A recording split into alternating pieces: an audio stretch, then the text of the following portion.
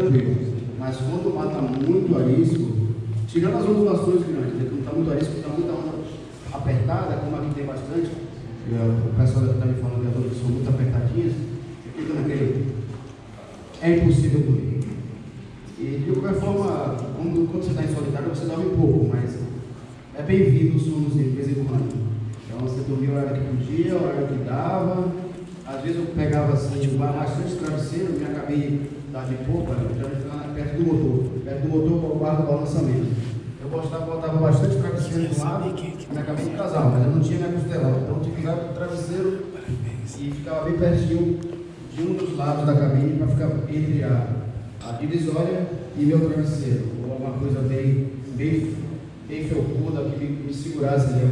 Podia ser um saco de vela, um pedaço, um cabo aliçado que possa escorar você, mas não é fácil não é fácil mesmo. Baiano não tem uma rede, né? Tinha, mas a rede não ia funcionar muito bem ali não. Até tem, mas a rede só usa mesmo lá no Caribe, que lá é tranquilidade. Eu estou no Nordeste do Brasil, que é bem vivo. Quantas pessoas no Brasil fizeram essa volta pelas altas latitudes? Boa pergunta. Antes de mim, o nosso amigo Amir fez, mas ele fez uma rota mais ao extremo sul, perto da Antártica. Esse no ponto, que você não tem nem como bater o recorde dele. Ele fez em solitário, estou falando que fez em solitário. Amir Klink, depois André Homem de Melo, lá de Ilhabela. Ele não fez todos os cabos, dos 6 que eu passei, ele só passou por 5. Ele teve que parar não, ele passou em Nova Zelândia, na Tasmânia, para baixo do seu barco. Fez em solitário também. Ele foi o primeiro que fez a volta ao mundo em solitário sem parar. O Amir Klink não ganhou esse recorde porque ele parou em uma base lá de pesquisa na Antártica, mas por causa de 200 milhas ele não ganhou esse título também, mas ele fez a rota mais difícil de todas elas. O Amir Klink é o número 1. Em terceiro lugar foi Isabel Pimentel, a única mulher que conseguiu fazer, né? Ela também fez com uma parada dentro do Oceano Pacífico, se não me engano, foi na Ilha de Páscoa, me corrija se eu estiver errado. Ela parou para fazer reparo da Ilha de Páscoa, mas ela também fez sozinha. Ela ia tentar fazer sem parar, mas ela, de qualquer forma, ela fez um grande feito. Seria a nossa Jessica Watt, né? A Isabel Pimentel, isso há muito tempo atrás, né? E agora mas eu não fiz para bater recorde, eu fiz como desafio pessoal, porque eu estou com 50 anos, 51 esse ano, e eu sei que, não sei quanto tempo mais eu vou ter uma boa saúde que eu tenho hoje, graças a Deus ainda tenho, mas naquela época eu falei, não sei se eu vou conseguir fazer uma volta do mundo dessa de novo, então está na hora de fazer. Mas foi como desafio pessoal, não foi para bater recorde, tanto é que eu estou aqui no Rio Grande batendo papo com vocês, para um dia chegar lá em Angra. Não tenho patrocinador, não tenho nada publicado, foi um ano sabático, né, para mim mesmo. Então, enfim, respondendo a cena, nosso amigo, eu fui o quarto a fazer essa rota entre os brasileiros. Diga. Não. Bom, eu acredito, a maioria que eu acho que é velejador também, e quando a pessoa começa a velejar, começa a ter uma linha de alcance relativamente mais próxima. A pessoa começa a velejar aqui dentro, vai um pouquinho mais, vai indo até onde é o limite dos seus medos. Né? Você chega num determinado momento, a pessoa, não, ali eu já não vou, às vezes alega ser uma questão técnica e tal, mas de certa forma, o limite dos seus medos. Em primeiro lugar, parabéns por ter feito isso aí, demonstrando que essas questões são possíveis de ser feitas.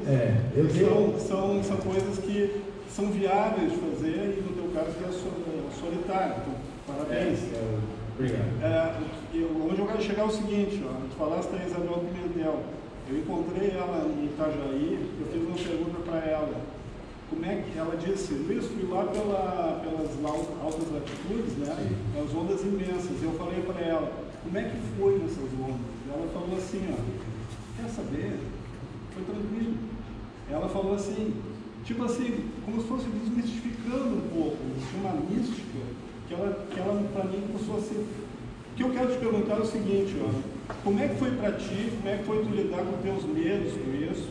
Tu teve medos reais lá, ou tu só teve momentos de tensão, de ficar focado, ou tu sentiu medo e realmente tu viu esses mares como mares realmente difíceis de fazer, ou foi uma coisa que passou tranquilo?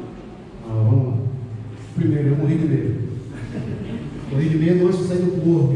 O medo é bom. Eu queria fazer essa colocação contigo. O medo é bom. O medo evita que você faça besteira. Então, antes de você se aventurar, você tem que estudar muito. Para você se sobrepor ao seu próprio medo. Você tem que ter uma bagagem. Mesmo assim, quando você vê a amplitude de uma aventura como esta, você, ainda mesmo com todo o preparo, toda a leitura, toda a ajuda de amigos, você tem medo. Eu tive bastante medo. Mas no momento que você está, agora chegando na parte de Isabel, que você está no meio do mar, as ondas realmente não são gigantes, assustam, mas não são perigosas. Ela tem razão. Mas existem momentos que, quando vem dois sistemas de baixa pressão, um junto do outro, que as ondas começam a ficar gigantes ou erráticas, aí sim é perigoso. Mas eu te digo uma coisa, é raro. Não é todo dia que tem esse tipo de mar. Eu posso dizer estatisticamente, porque isso a gente pensa muito. Eu passei 1 ano e meio sozinho praticamente, 1 ano e 2 meses. Então a gente pensa muito. Eu sou formado em ciência de computação, então eu trabalho muito com estatística, né? Com pensamento prático, né? Por mais que eu tenha medo, eu ficava tentando me confortar numa seguinte estatística. Na latitude 40, eu passei praticamente boa parte, bem próximo da latitude 40, entre 10 dias no mar, 7 eram bons dias. Estatisticamente, 70% dos dias eram bons. 30% era pedreira. Entendeu? Então, se você tirar 10 dias, então 7 dias, eu tomei banho de sol, ficava de sunga, mesmo no frio. Eu tinha dias que eu cozinhava bastante, fazia pão, fazia feijoada, tinha bastante comida, fazia steak, mas tinha, dos 10 dias, 3 eram casca grossa. Entendeu? Estatisticamente falando, Isabel tem razão, não é tão difícil, mas um dia o bicho vai pegar. Mas nesse dia você tem que ter a técnica, aí você tem que ter aí você esquece o medo. Quando você vê quando o bicho está pegando, o medo é anterior. O medo é anterior, mas quando você está inserido no contexto, você comentou sobre isso, você acaba que você e o barco se incorporam em uma peça só. E eu conversava muito com a entidade superior, eu sou religioso, mas eu conversava muito com ele era meu brother, ficava dentro do papo direto. Uma coisa que o vereador solidário precisa, né? De uma paz de espírito com alguma entidade superior. Ele falava assim, várias vezes, eu estou até arrepiado aqui, eu perguntava, será que eu vou conseguir? Com medo, perguntando, né?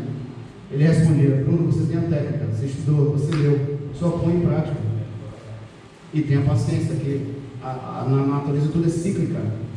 Se você tem 10 dias, 3 são ruins, esses 3 dias vão embora, você vai voltar por 7 dias daqui a pouco de novo. Teve semanas que eu passei 2 semanas tomando sol, porque fiquei bronzeado na latitude 40. No final do inverno, do cenário de Maurício, até chegar na parte que realmente teve um lockdown. A partir da latitude 45 para baixo, a estatística muda um pouco. Quando eu estava no sul da Austrália, já estava 50-50. Quando eu cheguei no Cape Horn, era 1 para 1, um dia bom, um dia ruim. Mas cada vez mais eu estava descendo a latitude, quanto mais latitude, mais ao sul, mais alta a latitude, mais a incidência de altas e baixas pressões. Então, estatisticamente, a chance de pegar um mau tempo, uma pedreira, é maior. Mas se você manter entre 30 e poucos e 40, se você tiver um bom barco, estudou, até treinou, porque eu treinei primeiro o Atlântico Norte inteiro, né? Eu fiz meu treinamento sozinho, mas eu me propus a fazer o treinamento. Passei 9 meses rodando o Atlântico Norte sozinho,